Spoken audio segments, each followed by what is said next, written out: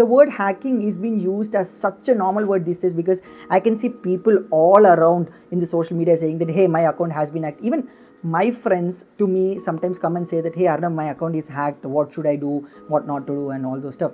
And it is very important to teach our friends and our fellow mates what to do and what not to do with the things that make them connect to the digital world. And we can say smartphones are one of the key factors or key things that connect us to the digital world. This video is all about steps that you need to do in order to prevent yourself from getting hacked. Your smartphones, your things that keep you connected to the internet. These are some of the tips that actually help you to stay protected from all these hackers and scammers or whatever. So let's go. First and foremost, I just want to talk about sideloading applications. Now, sideloading is not only common for Android, but it's also common for iOS these days because there are certain methods through which you can sideload applications on iOS devices too. For most part, I'm talking about Android users because it's very common these days that people actually download APK files of certain applications to access the premium features of that.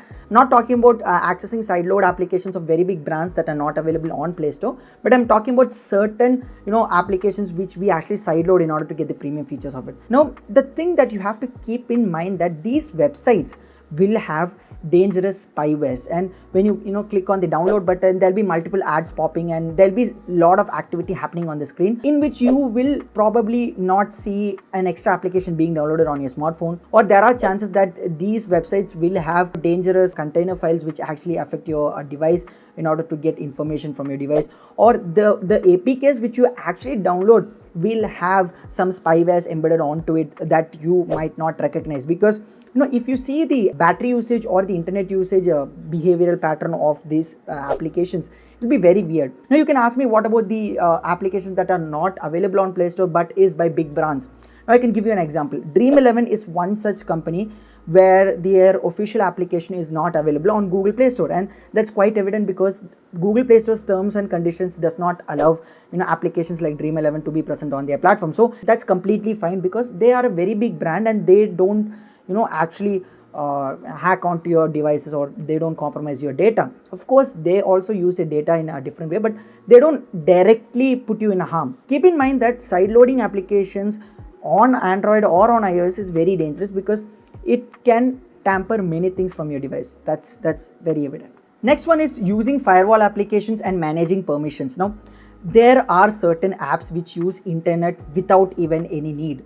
So say for example, in Realme and Xiaomi phones, I've seen calculator apps using internet, and there's no need actually, right? I've seen notes application using your location data, which is completely stupid, right? So there are some applications which use certain permissions without any necessary, and you have to just completely turn off that and also monitor your data usage, because I have seen people actually saying that their 1 GB of data has been fastly exhausted and all those stuff. You have to use certain firewall applications in order to manage your data access, and firewall applications come in very handy in order to monitor what kind of data is being sent to which company and all those stuff. So I can recommend you a few. Like NetGuard is one of the best firewall applications through which you can manage each and every application's internet access. So yeah, keep that in mind, that manage your permissions of certain applications and manage the internet access of certain applications, which is very important. Third is enabling two-factor authentication, and for the people who don't know about two-factor authentication, it's nothing but a security feature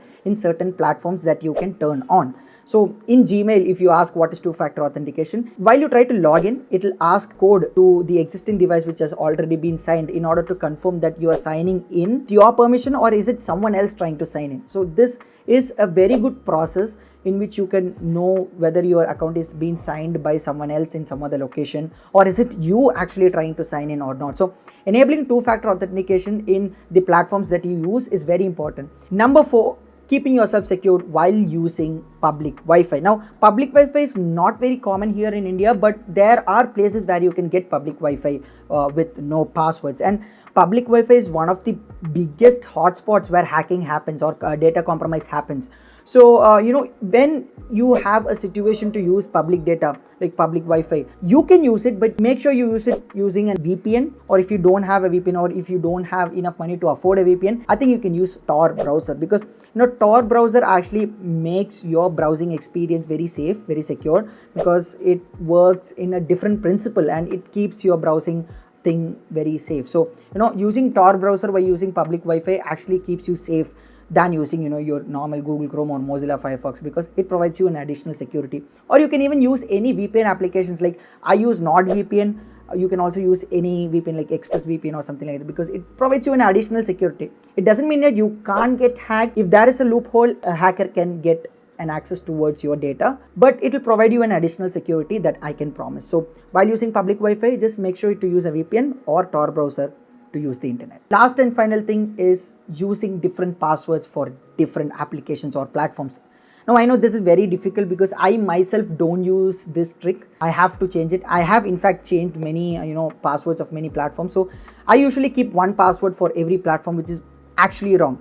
Imagine if your password gets leaked, all the platforms that use the same password are compromised, right? So make sure to use different combination of passwords for different applications and different websites so that you are safe from getting all these accounts hijacked at once. So keep this thing in mind. Use different passwords for different accounts, different platforms. So yeah, there you have it. These are some of the tips which you can use to protect yourself from getting your device hijacked. So if you want to add any other tip, just comment down your opinion in the comment section below. And as always, a like to this video would make the day great, and also subscribe to the channel because more and more tech content is coming on the way, and also press the bell icon to get notified whenever I post any new video. So this is me, Arnav, signing off from the video. Until the next one, stay home, stay safe, take care, and bye bye.